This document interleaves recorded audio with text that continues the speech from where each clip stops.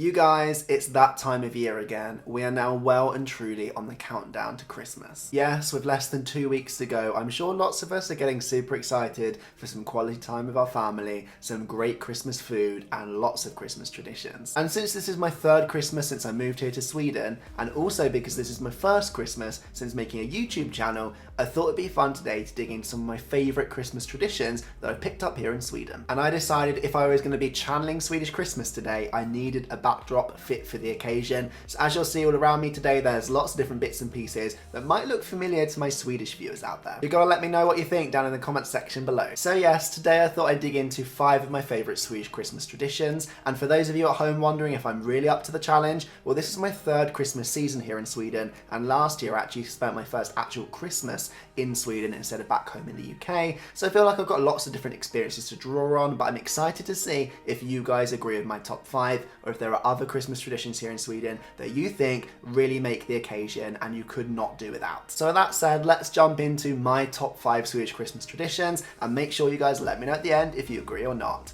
Here we go.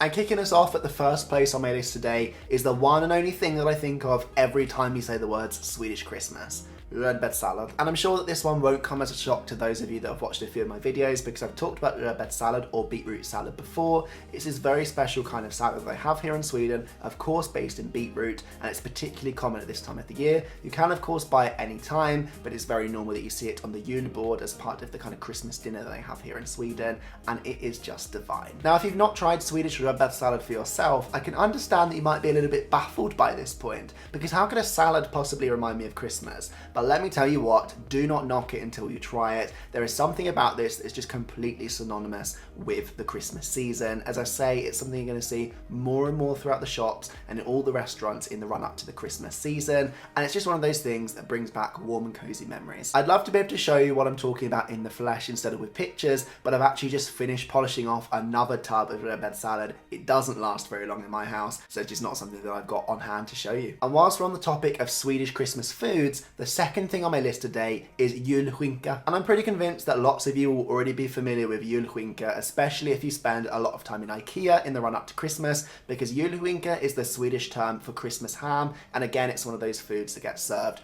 during the Christmas celebration here in Sweden.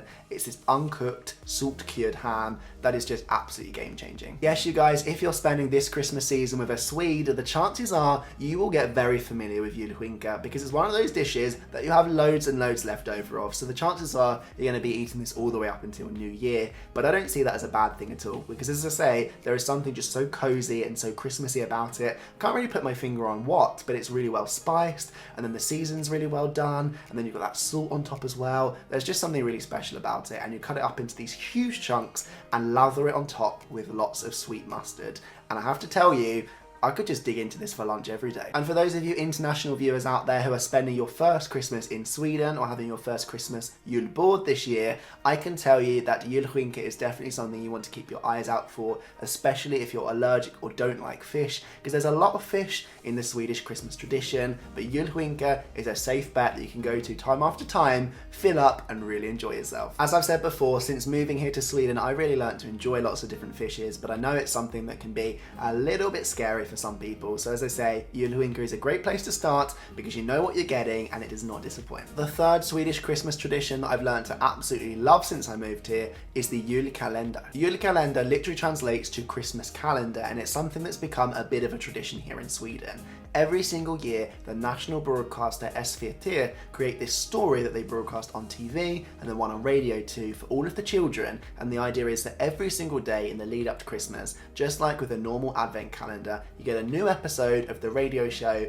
and a new one of the TV show to enjoy and learn the next part of the story. And although this tradition was predominantly created for children, if you ask any Swede out there, they will all have their favourites. Lots of people still watch it when they're adults because it just really puts them into the Christmas mood in the same way that watching a Christmas movie does. And I can see why. There's something really cozy about getting in front of the TV every morning for 15 minutes at 7:15 to watch the next instalment of the julkalender and find out how the story develops. And I have to say, this one is particularly useful for those of you guys out there that are learning Swedish for the first time, because they're using really easy Swedish words to make sure that the kids can follow along. And it's something that I used to practice when I first moved here to Sweden, and actually before as well. So if you haven't been watching this year and you want to get up to date, you can download the SVT app, SVT Play, and then you can check out the last 15 or so episodes and get ready for the rest of the story and see how it develops in the lead up to the 24th. I have to say I'm really enjoying this year's story about a family of thieves and the adventures and mischief that they get up to in the lead up to Christmas, and I'm excited to see how the story ends.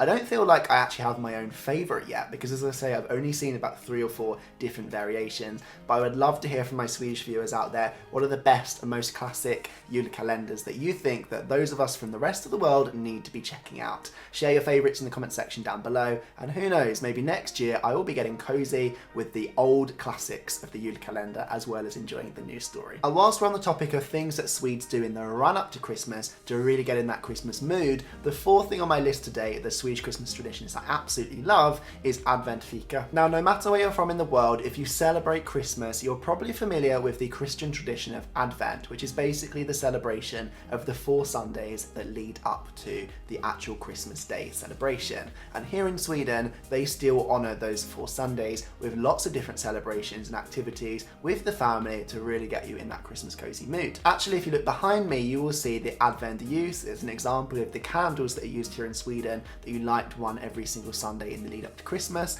And while you're lighting those candles, you will probably also sit down with your family, crack out some glögg and some pepparkakor and get into the fika zone. Yes, that's right, you guys. As we know by now, the Swedes love to fika. And if you're not familiar with fika, it's that tradition where people come together, they socialise, and they usually have some sort of hot drink and maybe a sweet light snack or cake or treat.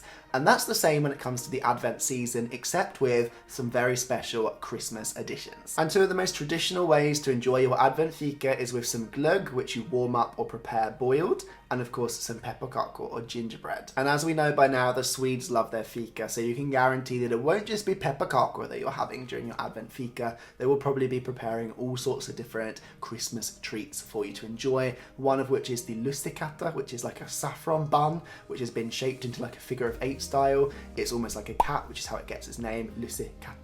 And yeah, there's lots of different varieties of both lucia and then other Christmas fika treats for you to enjoy. Again, Swedes out there, let us know down below what are the best Advent fika treats that you think people should be baking and trying for the first time this year. And to be honest with you guys, fika is cozy at all times of years, let alone when we get into that Christmas season when you're wrapped up warm at home, it's cold and dark outside, you light the candles and you have that social time with your family and a sweet treat and your glögg. It of course has to be one of my favourite Swedish Christmas traditions. And in this video, we talked a lot about the different Swedish Christmas traditions that you can enjoy in the lead up to the actual Christmas day. But my 5th and final stop on this list today is something that most people will be enjoying on actual Christmas day here in Sweden. Yes, because once you've enjoyed all of that Yule board food and you are suitably filled, one of the next things you'll be doing probably in your Christmas celebrations is the Julklappslek, which is basically a present game. And the best way to describe this one is that it's a little bit similar to the Secret Santa tradition that we have in the UK and America and in other places in the world. The difference being though, you don't buy a present for just one specific person. Instead, you buy a present that you contribute to the table. There's probably some sort of value limit, so you can't spend over, for example, 50 crowns or 100 crowns, and you're supposed to be inventive. Go away, buy something, wrap it up, and then you compete with everybody else that you're celebrating Christmas with to win as many presents as possible. So there is no guarantee that you get a present to go home with. In fact, if you're bad at the game, you might actually be going home with absolutely nothing. But the fun is to try and win the presents that you think look the most exciting or the most interesting. And I don't know about you guys, but I'm well and truly in the Christmas mood now after this video. I would love to hear from you guys in the comment section below. Do you agree with my top 5 Swedish Christmas traditions, or is there something else you think I missed, or something else that really gets you into that cozy Christmas zone? You can let me know down in the comments below. Equally, if you're from abroad, why not tell me how you're celebrating Christmas? It's always fun to share and learn about new traditions, so I can't wait to read those in the comment section down below. And then that's all I've got time for today, you guys. So if you haven't subscribed yet, I would really appreciate it if you could turn on that notification bell. You know by now that notifies you of all of my new videos, and I post every week, so then you'll be ready for the next one when it comes out. Give me a like if you haven't done so already. That really means a lot to me. I really appreciate that, and I really appreciate your time and that you guys come back week after week to check out my videos. Thanks so much for watching. Hope you have a good day whatever you're doing, and I'll see you guys soon. Bye bye.